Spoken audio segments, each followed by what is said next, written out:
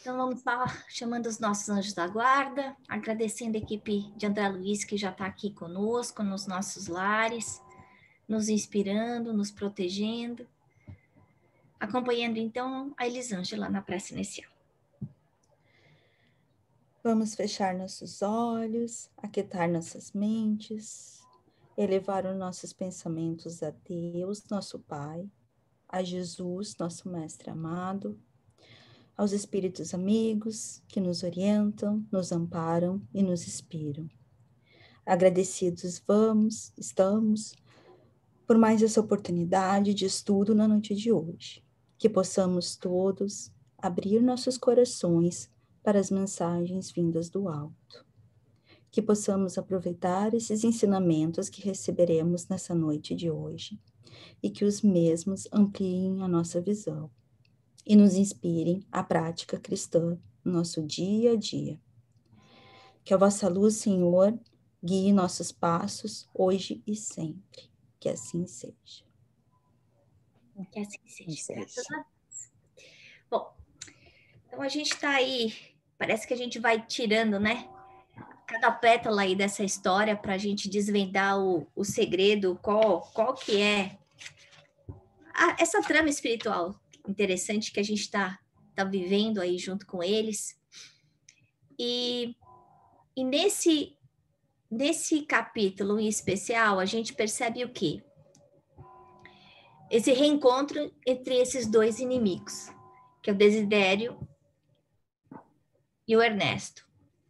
E é muito interessante porque a gente percebe que a vida continua, que é o tema do livro, né? A gente tem aquela visão limitada, imaginando que a morte vai acabar com os inimigos, né? Então, a gente traz isso de tantas gerações, imaginando que tudo se resolve, né? A força. E aí a gente percebe que não, que a gente mata o corpo físico, mas essa inimizade, esse ódio ou esse amor vai continuar do outro lado. Por isso que Jesus falou, amar os inimigos. Se você tiver qualquer coisa contra alguém, antes de você me seguir, vai lá e resolve esse problema. Por quê? Porque senão esse inimigo ou essa pessoa com quem você tem algum tipo de desajuste pode vir a ser aquele grande inimigo no plano espiritual, como a gente está vendo aqui. E é interessante a gente perceber essa conversa, a conversa do Desidério, né? Com o Ernesto. Ele que não era um homem religioso, ele mesmo fala. E pela descrição que a gente vê depois do mentor, ele não estava muito aí para a família dele, ele estava preocupado com outras coisas, com o prazer do momento, da terra, né? Só as coisas materiais. E aí, ele mesmo fala, se você tivesse vindo falar comigo e falar, olha, para de dar em cima da minha esposa, eu teria parado. Por quê? Porque eu era uma pessoa irresponsável. Não é que eu gostava dela, eu gostava de bagunça. Então, muitas vezes, a gente acaba optando por um tipo de ação muito mais agressiva que é desnecessária. E aí a gente acaba perdendo a razão. E aí ele fala outra coisa importante, né? Que a gente fica sempre pensando, poxa vida, mas tem tanta gente má aqui na Terra que faz tanta barbaridade e não é punido, e não é justo, Deus não é justo, como é que quem é bom vai para cadeia, ou quem não é tão ruim vai para cadeia, e quem é muito ruim não vai para cadeia. E ele fala uma coisa importante da gente lembrar, que é quem não é julgado pela justiça dos homens vai ser julgado pela própria consciência quando chegar no plano espiritual. Então não adianta, não é nem Deus julgando. O que Deus coloca para a gente são duas coisas: o livre-arbítrio e a responsabilidade dos nossos atos. Só isso. E ele fala que toda lei moral está onde? Na nossa consciência. Isso significa o quê? Que isso significa que quando eu faço uma coisa errada, fica marcado na minha consciência e em algum momento eu vou me encontrar comigo mesmo.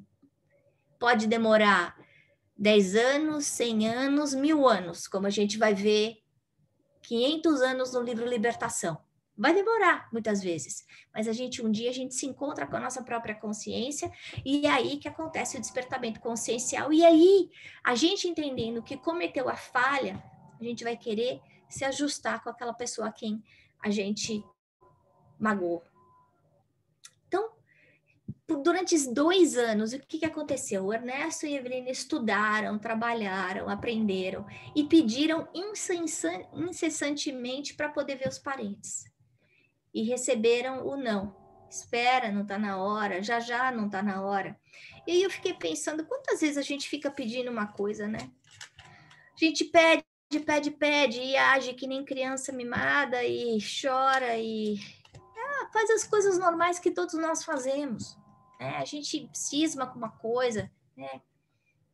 E seja com um emprego, seja para casar, seja para curar de uma doença, seja para ter filho, seja para mudar, enfim. E aí a gente pede, aquela coisa não vem, e a gente não entende por quê. E aí é interessante o comentário que ele fala, né?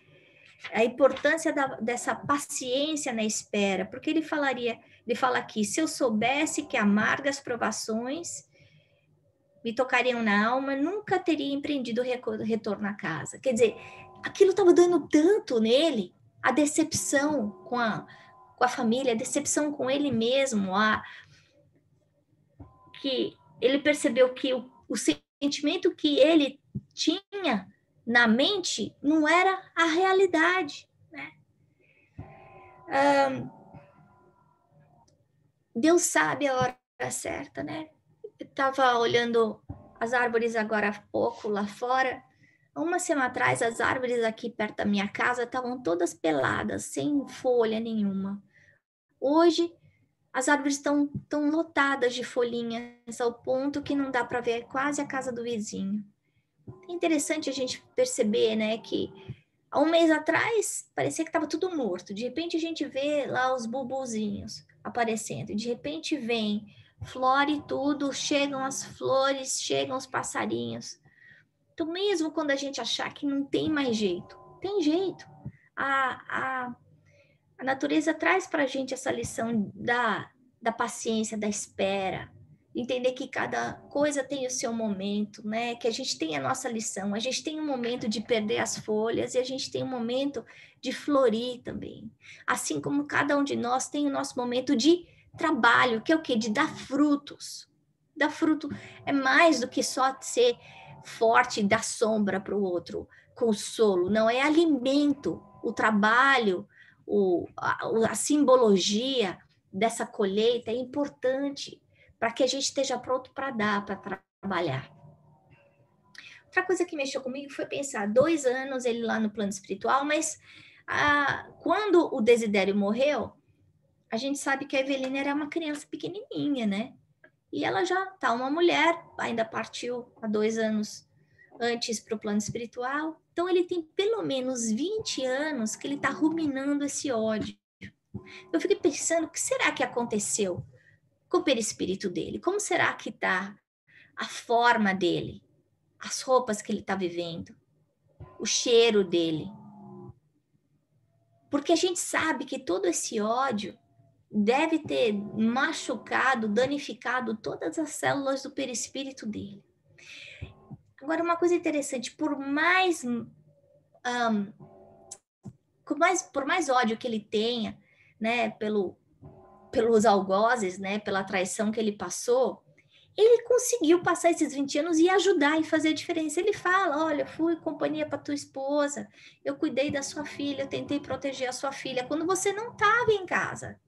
Em vez de você ficar aqui sendo amigo delas, quem estava sendo amigo sou eu. Então, a gente lembrar que mesmo, isso está no Evangelho, mesmo aquela pessoa que parece a mais sórdida, a pior do mundo, ela tem algum amor, algum carinho, seja por um objeto, seja por um animalzinho, seja por uma pessoa. Porque todo mundo tem dentro de si essa centelha de amor que vem de Deus, né? Então, para a gente não ficar desapontado, né, com os outros ao extremo, entender que se está fazendo mal é por ignorância, que essa centelha do amor está dentro de cada um de nós. Outra coisa para a gente refletir é, num mundo onde a violência está gritando tão alto, né? Tanto no lado do preconceito quanto no aspecto da intolerância, a gente vê que em muitos lugares a pena de morte ainda é aceita com naturalidade, o aborto está cada vez mais aceito com naturalidade. Isso é para a gente pensar, como é que vai ficar do outro lado? Como é que vai chegar do outro lado aquela pessoa doente, cheia de ódio? Ela vai continuar fazendo coisa errada. E aí, de uma forma ainda muito mais intensa, porque ela vai conseguir influenciar vários corações de uma forma invisível. E a gente sabe que muitas dessas tramas que a gente vê dos problemas que existem, isso está no último livro do Divaldo, existem legiões do mal que inspiram essas pessoas do mal. Essas legiões do mal são o quê? São esses que desencarnaram ignorantes, esses que desencarnaram sem entender o que é fazer o bem, a importância do amor. Já no aborto, é um aspecto diferente, porque no aborto, muitas vezes, que está no momento aí de reajuste entre pais e filhos, que existe essa rejeição pelo pai, ou pela mãe, ou pelos dois, ou pelo filho, né? Que às vezes o filho é que não quer vir, e aí acontece o aborto também. A gente sabe que quando essa rejeição vem dos pais, que muitas vezes aquele espírito que estava pronto para passar para um degrau de aceitação, de perdão, de reajuste, uma jornada diferente, né, que foi aí doutrinado, auxiliado durante décadas, talvez, ele volta para aquele primeiro momento do ódio. Então é importante a gente lembrar disso, dessa responsabilidade, porque a gente fica muitas vezes olhando o aborto simplesmente como aquele ato, e do jeito que está sendo percebido hoje pela sociedade, eu, mulher, eu tenho direito de escolher o que eu faço com o meu corpo. Sim, você não tem direito de tirar a vida de outro, né? E o que é que vai acontecer depois? Esse bebê que era para vir e que eu tirei é um espírito eterno. E esse espírito, de repente, vai se tornar um inimigo meu. E eu eventualmente, vou ter que me ajustar com a lei do amor em relação a ele, né? Mas e aí, se eu fiz aborto, o que é que eu posso fazer a respeito? Eu posso ajudar. Eu posso ajudar outras mães que querem fazer aborto e ajudá-las a se sentirem mais reconfortadas, ajudadas, seguras, amadas, para enfrentarem uma gravidez sozinha, mesmo que elas resolvam doar essa criança. Eu também posso trabalhar com crianças que foram abandonadas. Eu posso acolher uma criança que foi rejeitada. Então, existem formas de eu me ajustar com a lei. A lei de Deus não é a pena de talião. Toda vez que eu faço bem para o outro, de alguma forma, eu amenizo essa dívida que eu tenho com o plano espiritual, né? E eu não preciso fazer o bem especificamente para aquela pessoa. Eu amenizo a minha falta fazendo o bem dentro daquela área em que eu errei, que eu fiz o mal. A outra coisa que a gente escuta aí eles falando nessa conversa aí tão esclarecedora entre um obsessor e outro espírito desencarnado, é que cada um vai estar recebendo de acordo com as suas próprias obras. E a gente vê o Desidério falando isso, que é muito interessante. Esse reajuste vai chegar para todo mundo. Então, a gente pode querer fugir, pode querer empurrar com a barriga e fazer que nem criança, achar que se eu esconder a minha cabeça atrás da cortina, ninguém vai perceber onde eu estou. Isso não é verdade. Porque a minha consciência que é o grande júri que vai fazer com que eu queira fazer o bem, eu querer fazer o reajuste. E aí, nesse desespero todo do Ernesto, o que é que ele faz? Ele faz uma prece, ele pede ajuda. O desespero dele está tanto, ele está sofrendo tanto, que ele pensa, o que é que eu posso fazer nesse momento? E o que ele podia fazer era pedir ajuda. E é exatamente isso que ele faz. E a gente vai ver no próximo capítulo que essa ajuda, ela é ouvida. E essa ajuda é imediatamente respondida pelos mentores, pelo, pelo mentor que está ajudando eles, né? Então, a gente pode ter certeza que todas as vezes que a gente fizer uma prece, e a prece é uma invocação, isso a gente vai ver na nossa próxima aula do ESD. Essa prece feita com sentimento puro, com o coração, ela sempre é ouvida e ela sempre é respondida. A gente nunca está sozinho, né? A outra coisa é que, eventualmente, a verdade vai aparecer. Isso a gente já viu também na aula do ESG da semana passada. E a memória da gente é uma memória fotográfica, ela fica gravada no nosso corpo espiritual, as imagens de tudo que aconteceu. A gente vê que a intenção do Ernesto era matá-lo, ele não mata e é gozado, porque ele mesmo está relembrando e ele entende, como num quadro mais global, tudo o que tinha acontecido. Olha que coisa estranha isso, né? Então, na cabeça dele, inicialmente, ele tinha imaginando que ele tinha sido o assassino, mas na hora em que ele vai recobrando a memória e o Dedé, o Desidério, está enxergando aí todas as imagens. Então, a gente lembrar que é como se a nossa vida fosse uma grande, sei lá, fita de videocassete, né? As nossas vidas, né? Isso para quem era da época do videocassete. Mas a gente entender que vai estar tudo em imagem. Está dentro da gente, não dá para fugir, não dá para esconder. E é assim que acontece na doutrinação dos trabalhos mediúnicos. Porque o mentor vai e ele instiga aquele obsessor, aquele espírito necessitado a relembrar. E à medida que ele vai relembrando, o mentor vai, você está vendo aquela época que aconteceu isso, isso, isso, e ele vai falando, e por mais que aquele espírito não queira ouvir, a imagem começa a aparecer que nem figurinha, que nem filme. E aí, através dessas imagens, através da nossa tela mental, né? Essas mensagens aparecem aí da nossa tela mental, os mentores conseguem ser inspirados e ajudados para que aconteça o despertamento consciencial do obsessor. Isso que a gente está vendo aqui, que eu estou chamando a atenção, é uma metodologia muito importante que a gente usa no processo de desobsessão. Quando a gente está fazendo a doutrinação, a gente tem que se ligar ao mentor, porque o mentor vai falar para ele sobre isso, fala para ele isso. E por quê? Porque o mentor está vendo, por exemplo, que ele amava muito a mãe, ou ele era muito apegado com a filha, e ele tinha sofrido uma perda muito grande, e a revolta, e ele fez isso. E a gente vai contando essa história, e de alguma forma, aquela carcaça endurecida do obsessor, ela vai se quebrando, à medida que ele vai tomando consciência do que aconteceu.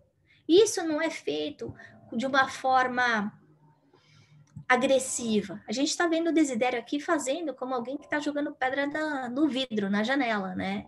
A gente, no momento de doutrinação, a gente está fazendo isso com amor. A intenção não é mais importante do que as palavras. O nosso sentimento é que vai ajudar os mentores a fazer a transformação daquele espírito que está ali.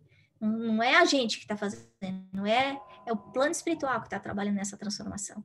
Mas então, a gente usar das nossas palavras sem julgamento, com amor, com compaixão, é muito importante. Mas é interessante a gente perceber várias vezes, eu já passei por isso inúmeras vezes, a doutrinação feita através dessas imagens que vêm na tela mental. E aí o Desidério ainda fica instigando, lembre-se, miserável, lembre-se de como vocês dois, cínicos matadores, me eliminaram. Então ele vai puxando da memória do ex-amigo tudo o que tinha acontecido, né? E aí vem o auxílio.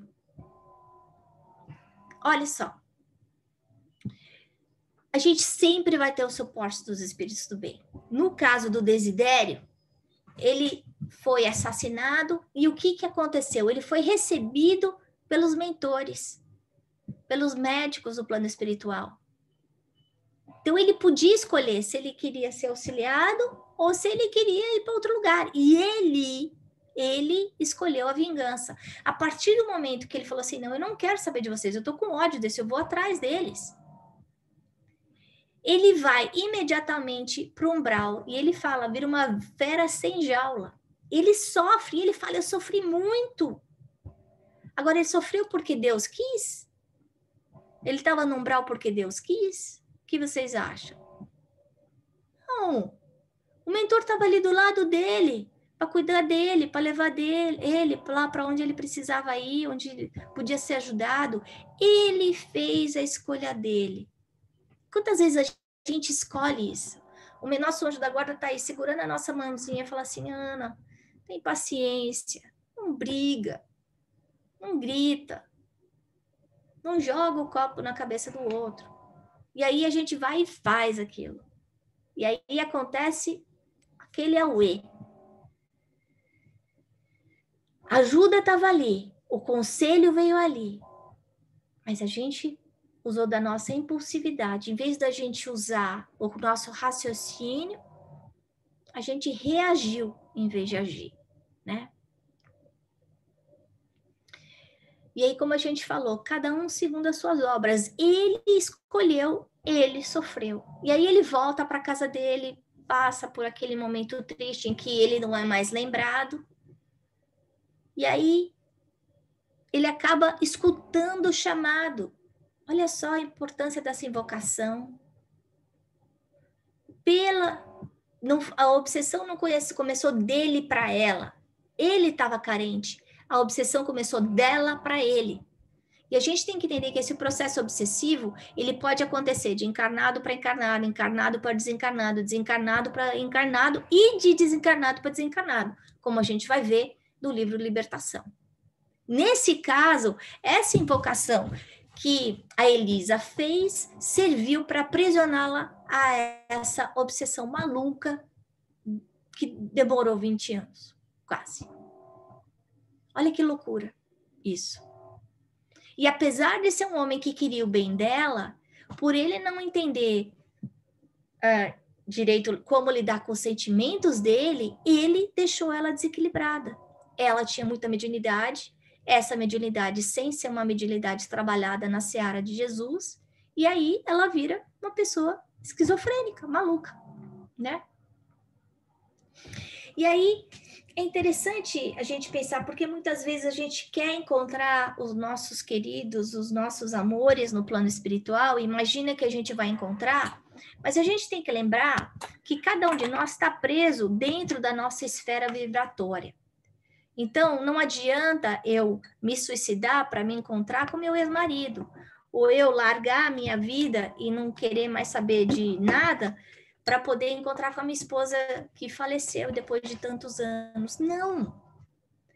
Porque para a gente encontrar, a gente tem que estar num nível semelhante.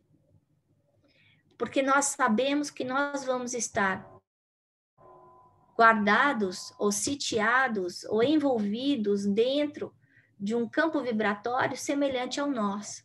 Se existir disparidade, a gente não vai se encontrar. Então, não significa que mãe não vai encontrar com o filho. Não, a mãe pode ajudar o filho pode ajudar a mãe, mas muitas vezes eles não vão conseguir estar na mesma colônia espiritual, no mesmo degrau espiritual.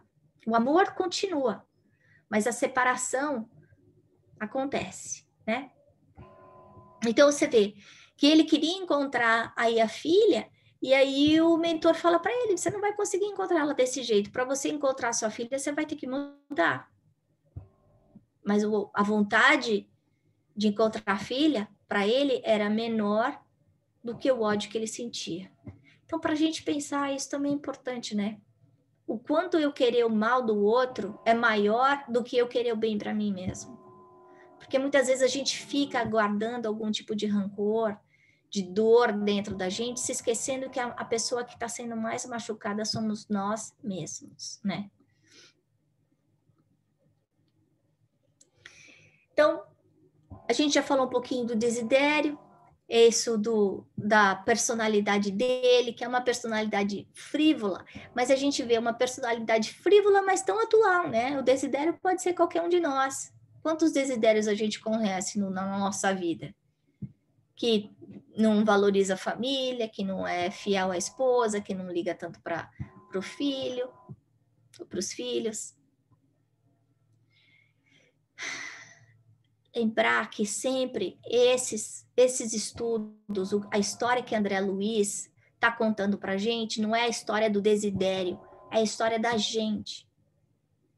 O desidério, o Ernesto, a Evelina, somos nós. E que enquanto a gente não passar de verdade com esse desejo de despertamento conscienciado, de procura do amor, de pedir ajuda, a gente não vai conseguir encontrar essa ajuda. Mas no momento que a gente pedir, essa ajuda vai vir, sem dúvida nenhuma, né?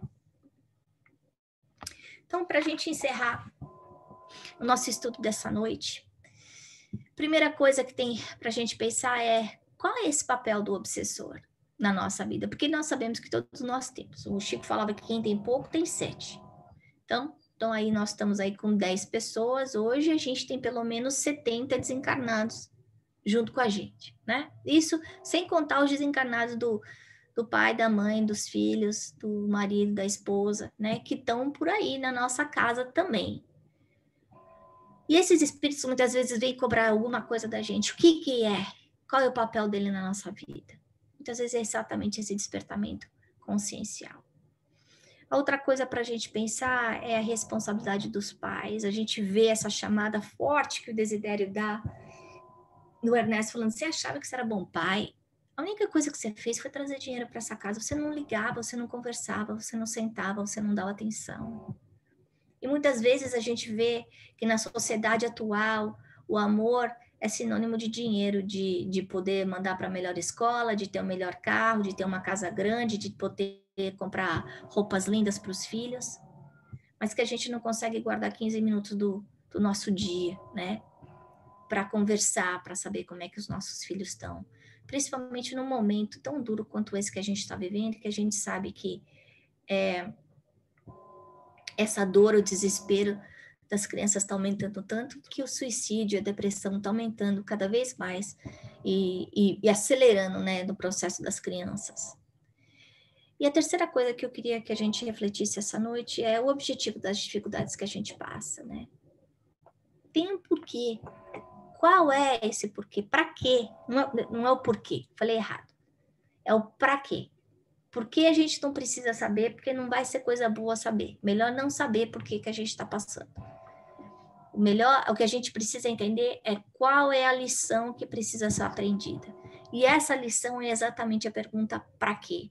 Então, se eu estou passando por qualquer tipo de dificuldade física, espiritual ou material, eu parar para pensar qual é a lição que eu preciso ser aprendida. Ainda mais se essa lição ela vem repetida várias vezes. Isso significa que eu não estou aprendendo, né? Então, mais um motivo para eu prestar atenção.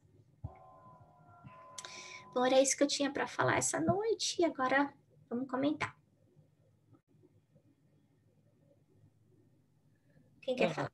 Eu posso começar. Uma coisa que me chamou a atenção nesse capítulo, e você citou um pouco, mas eu acho que, além disso tudo que você falou, né, que são coisas bastante pertinentes, é o fato da consciência do Ernesto ter feito tudo isso com ele, né? E o Desidério acabou sendo a pessoa que fez o despertamento dele, né? Porque ele nem sequer... A gente estava falando 2 aulas atrás sobre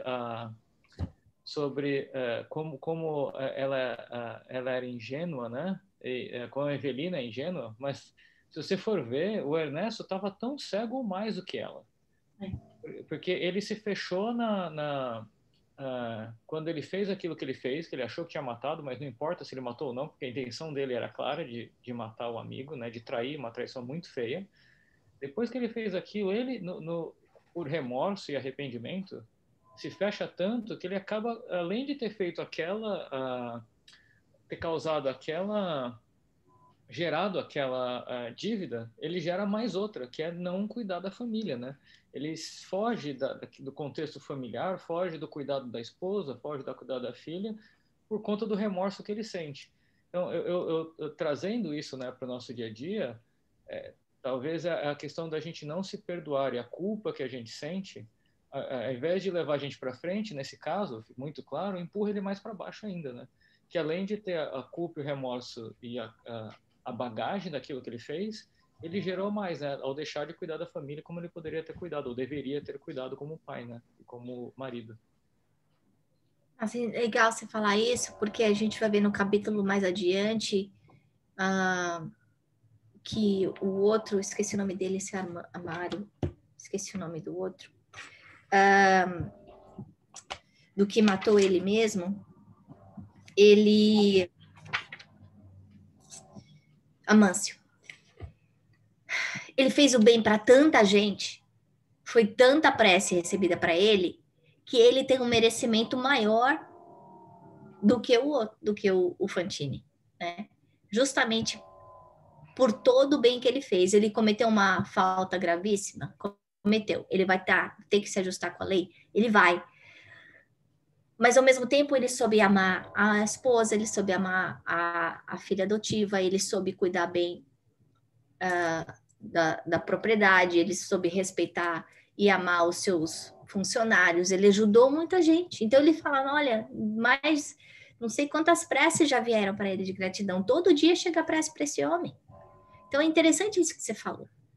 Porque não significa que a gente fez um erro que acabou. Não, a gente pode fazer o bem sempre, né? Então, aquela história das estações do ano da natureza, né? A gente sempre pode recomeçar.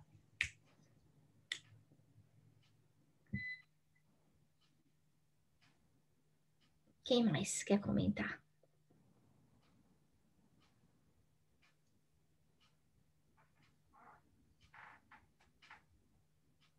Ninguém quer comentar? Para mim, Ana, foi assim, é mais uma coisa que a minha ignorância assim da obsessão, sabe? Que é uma coisa que é muito desconhecido para mim ainda, né? Então eu fiquei assim pensando assim nessa questão que a gente já vem conversando aos pouquinhos, eu sei que a gente vai estudar no ESGES, né? Mas me tocou assim, ele está lá há tantos anos, né? Obsediando e sendo obsediado, né? Acho que falei era dupla. A mulher, a senhora e assim mais curiosidade assim por um lado espantado de saber quando você fala que cada um pelo menos tem um, né? Tem 7, não sei, saber assim curiosa de saber como isso funciona e aprender um pouco mais, né, assim, e espantada na verdade, assim, com medo assim, né, que reflexão assim né, e como isso é impactante na vida das pessoas, né, deve ser impactante. Eu tive primos, assim, novos, eu lembro que eu fiquei pensando, que escutavam, tinha um que foi até internado por uma pseudo-loucura, assim, sabe? E as pessoas não falam disso, não lidam com esse assunto, né? Acho que me tocou, assim, da história dela, ter uma saúde mental, um problema mental por causa de uma obsessão, né? Então, e curiosidade de aprender mais. E normalmente, quem tem um problema mental complicado já tem um processo obsessivo pesado, né? O contrário não é verdadeiro. Não é porque você tem um processo obsessivo que você vai entrar num processo de loucura. Que seja enxergado pela sociedade encarnada. Pela sociedade espiritual, sim. Aí sim, é uma loucura. Mas aí é uma loucura como a gente viu no livro Ação e Reação. É né? Uma forma diferente de loucura, né? Que para todo mundo, para a sociedade, a pessoa é absolutamente normal. Mas ela não é. Né? Aí a gente vê a importância do orar e vigiar, a importância do evangelho no lar, né? Principalmente para nós aqui que temos mediunidade. Lembrar disso, Que se a gente se preocupa em lavar a roupa depois que corre, a gente se preocupa em fazer faxina uma vez por semana, lavar a roupa de cama, trocar toalha, a gente tem que lembrar da faxina espiritual. A faxina espiritual da nossa casa é feita através da prece. E geralmente a gente não pensa, né? Que às vezes dá a impressão que está tudo bem, a pessoa não demonstra ter esse desequilíbrio, né? Porque a fachada, assim, encobre a máscara, né? Uhum. E depois, quando acontece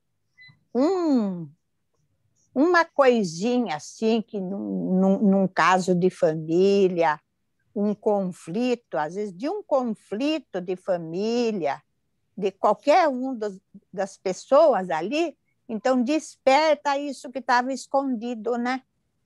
E daí vem a medicina dizendo que está no desequilíbrio e dá o nome da doença e tal coisa, porque às vezes a pessoa não está preparada para receber isso, né? Ou então ela não se lembra, não está preparada, a família não está preparada para que haja esse processo, esse processo obsessivo vem de uma coisinha que acontece, que deu um motivo, despertou e apareceu. Uhum. Então, esse preparo da família, principalmente, nossa, é tão importante que a gente só... que a gente vendo o caso nos outros, então a gente fica pensando, porque isso aconteceu assim, dentro da família, assim, né? Daí que chama a atenção da gente, né? Desperta isso. Que dentro da nossa casa pode estar acontecendo a mesma coisa, né? É verdade. A gente só precisa abrir uma brecha. Fala, mamãe. Mais uma vez, a gente pôde ver, pôde sentir muitas lições importantes num capítulo aparentemente singelo, mas o que chamou mais a minha atenção e marcou intensamente nessa nossa reflexão foi aquele momento em que a Ana nos falou das recordações, um querendo fazer o outro lembrar, né? Eu não sei se eu enxerguei mais, foquei mais, valorizei mais, porque está muito ligado com o estudo que a gente vem fazendo do fluido cósmico universal, do perispírito, né? E aí foi um exemplo concreto, entre aspas, né, de como tanto encarnados como desencarnados, quando direcionam, exteriorizam energias, mente e coração, porque é um mix, né? Para um determinado objetivo, aí no caso era fazer recordar o passado, mas pode ser uma série de coisas, que essa projeção de energia, de impulsos eletromagnéticos, porque a gente, como espírita, principalmente nós agora do nosso grupo, depois de estudar tanto André Luiz, sabemos que tudo é energia, impulso eletromagnético atuando num verdadeiro turbilhão. E essa realidade que não é muito sutil, diferente da nossa realidade material, constrói efetivamente e derruba, machuca, enfim, destrói a pessoa, ou, se for no sentido positivo, levanta, né? Mas o fato que eu queria registrar aqui é que esses impulsos da nossa energia mental plasmam uma realidade condizente com o nosso grau evolutivo, condizente com o uso que nós fizemos do nosso livre-arbítrio. Então, a gente tem que ficar cada vez mais vigilante em relação ao que a gente pensa, pensa em relação a nós mesmos, como a Ana falou ainda há pouco, dos problemas, em vez de entender que a lição de aceitar e de neutralizar com o bem e o mal que efetivamente foi feito no passado. Então, tanto em relação ao que eu fiz, como em relação ao outro, né? E isso fica tão fácil da gente entender. Na aula de segunda-feira a gente vai falar mais sobre isso. Fica fácil de entender no nosso mundo moderno. Porque, por exemplo, um pendrive. Gente, o que é um pendrive? E eu coloco ele aí no meu computador, aperto um botãozinho com os impulsos elétricos que circulam aí no pedaço, tudo aquilo que eu falei, que eu fotografei, etc., fica lá na dimensão invisível, né? A fotografia, o que é a fotografia? Impulsos eletromagnéticos, químicos, um mix que concretiza o abstrato. Então, nós não podemos mais deixar de levar muito a sério essa realidade invisível da nossa vida, né? E, inclusive, ela atua ontem, atua hoje e atua amanhã. Vai continuar atuando. É isso. Obrigada. Então vamos encerrar. Vamos acompanhar então a Dona Odete na prece final dessa noite para a gente. Deus, nosso Pai, Jesus, nosso Mestre, quantas lições aprendemos. E assim, nessa repetição de lições, às vezes contadas de um modo diferente, isso cala em nossa alma. Que nós possamos tirar desse estudo tão importante na nossa vida essas lições de repetência. Que nós tenhamos a coragem de despertar para todos esses conhecimentos espirituais, colocarmos no fundo da nossa alma, refletirmos sempre, para que possamos entender cada vez mais. Nós estamos sendo sempre acompanhados, ajudados pelas energias do bem, de toda essa equipe que nos acompanha, que deseja o nosso bem, a nossa melhoria espiritual.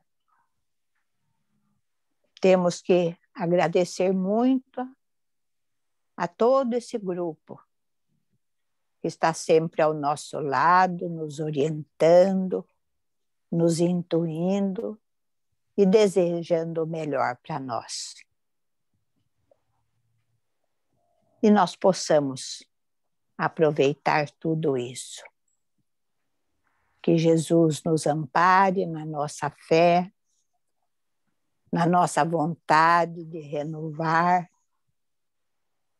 nem que seja um pouquinho a cada dia. E agradecermos todas as oportunidades que recebemos para que esse nosso esforço ele tenha o devido valor na nossa vida. Agradecemos esse amparo, essa ajuda, essas bênçãos que vêm do alto. Que essas energias possam ajudar na recuperação do nosso corpo, na recuperação da nossa alma, revitalizando tudo que temos em nós, para que nós possamos nos sentir bem